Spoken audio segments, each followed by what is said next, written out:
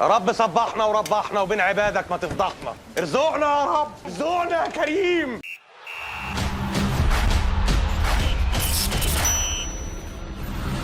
يا رب صبحنا وربحنا وبين عبادك ما تفضحنا يا رب. احنا عملنا اللي علينا واتكلمنا في الحلقه اللي فاتت وشرحنا كل حاجه عايزين نشرحها عن الناس اللي عملت وايلد كارد، وايه الغلط اللي انت وقعت فيه وايه الصح اللي انت عملته. كل ده هتلاقيه في الاي فوق لو عايز تطلع تشوفه. واتكلمنا على احصائيات اللعيبه بتاعت الاربع جولات اللي فاتوا، واتكلمنا بالاستفاضه كده عن الاحصائيات. النهارده بقى جايين نتكلم عملي على اللعيبه اللي احنا محتاجينها، اللعيبه اللي هنمشيها، الكابتنه، كل الكلام، الماتشات بتاعت الجوله وكل الكلام بتاع الجوله 27. استاذنك سريعا حط اللايك بتاعك لو لسه ما حطيتوش، اشترك معانا في القناه لو اول مره تتفرج علينا، وما تنساش تتابعني على فيسبوك وعلى انستجرام وعلى تيك توك. وتعالوا بقى ندخل في حلقتنا.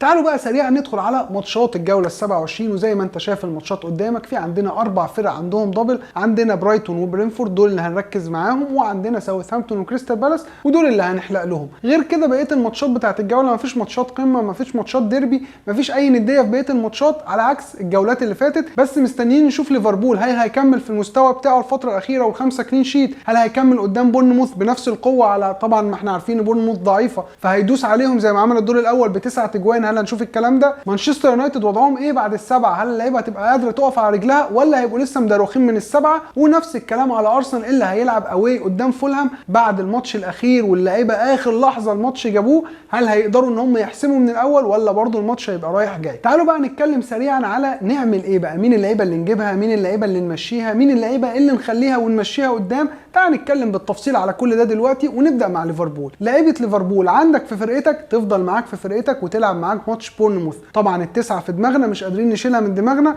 ومستنيين نفس الكلام يتعمل الماتش ده. وطبعا في ناس برضو بتقول لك طب ما هو بورنموث جاب في ارسنال جونين. هنشوف بقى الكلام ده كله الجوله دي. احنا اتفقنا ان الفانتزي دي لعبه حظ، احنا بنعمل اللي علينا وبنجتهد في 30-40% والباقي توفيق وحظ. عندك لعيبه ليفربول خليهم، ما عندكش ما تشتريهوش مخصوص عشان الماتش ده، لان في بلانك في ال28 وفي دبل صعب جدا في ال29 تشيلسي والسيتي، وبعديها عندهم ارسنال. ندخل بعد كده على برينفورد. برينفورد احسن فريق عنده ماتشات لحد الجوله 29، فريق عنده دبل في ال27 موجود في ال28 ودبل في ال29، يعني في 3 جولات هيلعب 5 ماتشات. يعني لازم برينفورد يكون عندك منه 3 لعيبه. الترتيب بتاعهم كده، وخصوصا ان احنا شفنا توني بيلعب الماتش اللي فات وكمان هو بيقدر يسجل، فالترتيب بتاع اللعيبه بتاعنا هيكون توني، بن مي، رايا. عايز تغير عندك هنري، عندك موبيمو. دول ابرز اللعيبه بالترتيب بالظبط زي ما انا قلتهم لك. نطلع من برينفورد نروح سريعا على برايتون. برايتون وضعها مشابه لحد ما لبرينفورد، عندهم دبل 27 بس عندهم بلانك في ال28 ويرجعوا تاني عندهم دبل في ال29، فما اقدرش اقول لك هات 3 زي برينفورد، اخرك تجيب 2، لان ما تنساش ان ال28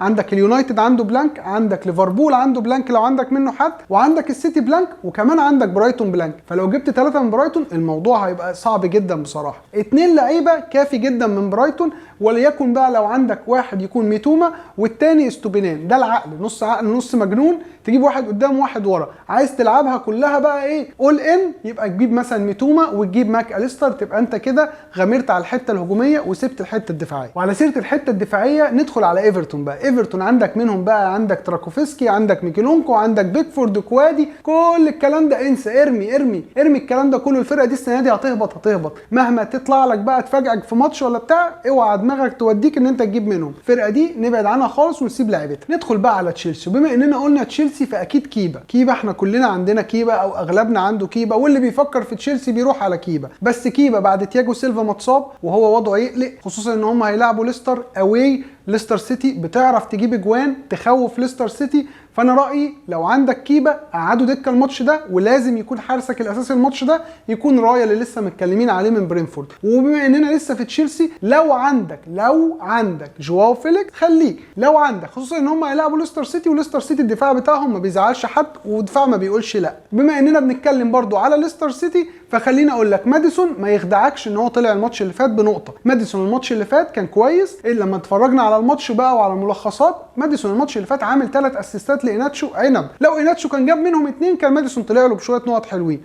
اتقل على ماديسون لانه ان شاء الله الاستفاقه بتاعته جايه قدام تشيلسي. نيجي على توتنهام احنا بنتكلم طبعا كين اكيد لو عندك هتلعبه قدام نوتنجهام فورست، لا خلاف على الموضوع ده. لما نيجي بقى نتكلم على ايمرسون رويال اللي اغلبنا رحنا جبناه في الوايلد كارد وما لعبش الماتش اللي فات، نزل في الدقيقه 81، فانا اقدر اقول لك ان ايمرسون رويال المفروض والمفترض انه يلعب الماتش ده. الخوف كله بس هو ان انت ما ينفعش تقعده في ماتش زي ده، خصوصا ان انت جايبه عشان ماتش زي ده. بس الخوف كله ان هو من جونسون بتاع نوتنجهام فورست يخطف له جون ويزعلنا في الكلين.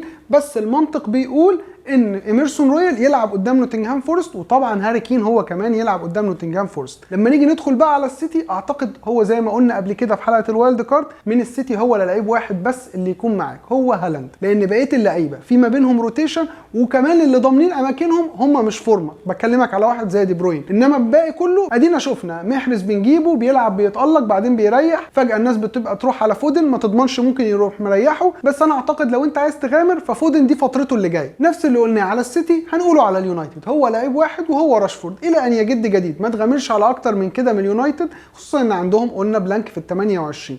هنطلع بقى من اليونايتد نروح على استون فيلا، هو برضو واتكنز قادر ان هو يجيب اجوان في وست هام، بغض النظر عن ان هو طلع بلانك الجوله اللي فاتت، لان احنا قلنا متفقين بقى الجوله اللي فاتت دي كانت جوله غريبه جدا. فواتكنز قادر انه يعمل حاجه قدام وست هام. لو عندك حد من دفاع استون فيلا لعبه او ما تلعبوش، انا ده رايي، لكن ما تروحش تشتريه. يعني لو عندك حد من دفاع استون فيلا ما تلعبوش الا لو انت مضطر عليه ان انت تلعبه، لان الاحتياطي بتاعه اسوأ منه فمضطر تلعبه ان كان منجز او كاش. انما لو ما عندكش ما تروحش تجيبه وما يخدعكش الاثنين كلين شيت بتوع استون فيلا، لان وست هام بعد الاربعه اللي اخدوهم الماتش اللي فات والجماهير هاجت على ديفيد مويس وقالت له انت ما بتعرفش تعمل حاجه، وارد جدا الماتش اللي جاي خصوصا ان هو في ارضهم ان وست هام ممكن تقدر انها تجيب اجوان. نيجي بقى على نيوكاسل الماتش الجاي بتاعهم قدام وولفز، انا بتوقع الماتش اللي جاي نيوكاسل يقدر يطلع بكلين شيت، ولو عندك حد من وولفز برده لعبه، انا متوقع برده هو كمان يطلع بكلين شيت. انا متوقع الماتش ده يطلع صفار. وعلى سيره بقى نيوكاسل، انا شايف ان تريبير ما بقاش خيار اساسي لينا دلوقتي الفتره دي، وهنشوف بقى الماتش الجاي هياكد كلامي ولا لا. يعني لو راح منهم الكلين قدام وولفز فاقدر اقول لك ان انت ابدا فكر ان انت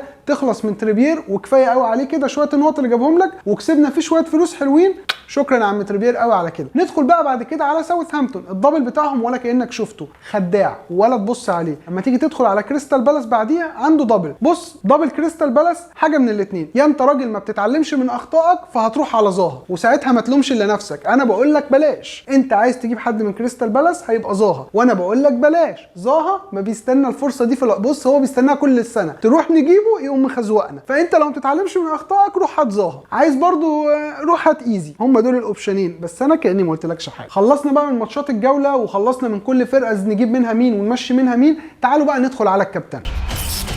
الكابتنه المضمونه هيكون معانا فيها 3 لعيبه. اللعيب الاول هيكون توني، عنده ايفرتون وعنده ساوثهامبتون. اللعيب الثاني برضه هيكون عنده دبل وهو ميتوما، عنده ليدز وكريستال بالاس. واللعيب الثالث طبعا ابو مكه اللي هيكون عنده ماتش بورنموث. نيجي بقى على الكابتنه ريسكي. والكابتنه ريسكي طبعا انت بتقول لي فين هالاند في الكابتنه المضمونه وراشفورد، اقول لك موجودين معانا في الريسك. هالاند دخل على الكابتنه ريسكي الماتش اللي جاي بتاعه قدام كريستال بالاس اواي، عشان كده حطيناه في الريسكي، لان ارقامه الفتره الاخيره ما بقاش حاسم فيها، وبقينا شايفين كمان فرق عندها دبل، فطبعا لازم نروح مع الفرق اللي عندها دبل خصوصا انها فايقه. لما نيجي نبص على اللعيب الثاني معانا في الكابتنه ريسكي هيكون راشفورد. طبعا راشفورد دلوقتي هروح على الكابتنه ريسكي قدام ساوثهامبتون، خصوصا ان السبعه الاخيره عايزين نشوف فعلا رد فعلها ايه على اللعيبه. وكمان ساوثهامبتون اللي هم هيلعبوها طالعه من اخر 3 ماتشات ب2 كلين شيت، ماتش منه قدام تشيلسي وماتش قدام ليستر. فعشان كده انا بقول لك راشفورد كابتنه ريسكي، بعد كده عندك ساكا في الكابتنه ريسكي، وبعد كده عندك كين في الكابتنه ريسكي. نيجي بقى على الكابتنه الديفرنشال او الكابتنه المجنونه، فهي هتكون ماديسون قدام تشيلسي. انا متوقع اشوف ماديسون بينفجر قدام تشيلسي، عشان كده انا حاطته لك في الكابتنه المجنونه.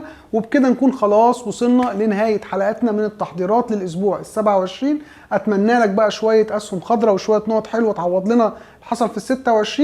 اتمنى منك لو ما كنتش حطيت لايك في اول فيديو انزل حط دلوقتي بعد اذنك. اشترك معانا في القناه لو اول مره تتفرج علينا. عندك اي كومنتات اي ملاحظات على اي حاجه احب ان انا جدا اسمعك، واحب ان احنا نتكلم مع بعض ونتناقش مع بعض. ما تنساش تتابعنا على فيسبوك وعلى انستجرام وعلى تيك توك. كان معاكم اسلام سري من 1 2 بالعربي. سلام.